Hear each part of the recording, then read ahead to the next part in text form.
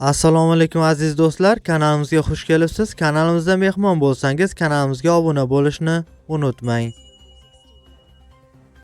Markaziy bank tomonidan belgilangan xorijiy valyutalarni O'zbek so'miga nisbatan 21-aprel kuni uchun amal qiladigan qiymatini e'lon qildi.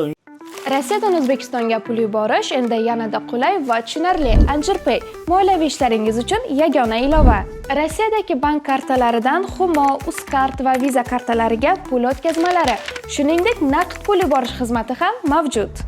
Kommunal xizmatlar, internet, TV, jarimalar, soliq va kredit to'lovlari 24/7 qo'llab-quvvatlash xizmati. Anjirpay Rossiyadan O'zbekistonga qulay pul o'tkazmalari. Ilovani barcha platformalardan yuklab oling.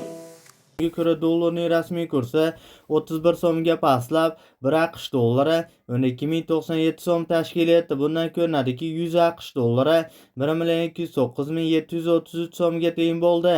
Yevro kursi esa 70 so'mga pastlab, 1 yevro 14.233 so'm tashkil etdi. Bundan ko'rinadiki, 100 yevro 1.423.372 so'mga teng bo'ldi. Rossiya rubl kursi esa 1.49 so'mga ko'tarilib, 1 Rossiya rubli 160 so'm tashkil etdi. Bundan ko'rinadiki, 1000 Rossiya rubli 160.530 so'mga teng bo'ldi. Eslatib o'tamiz, har kunlik dollar, yevro, rubl kurslarini kuzatib borishni istasangiz, kanalimizga obuna bo'lib, qo'ng'iroqcha tugmachasini bosib qo'yishni unutmang. E'tiboringiz uchun kattakon rahmat.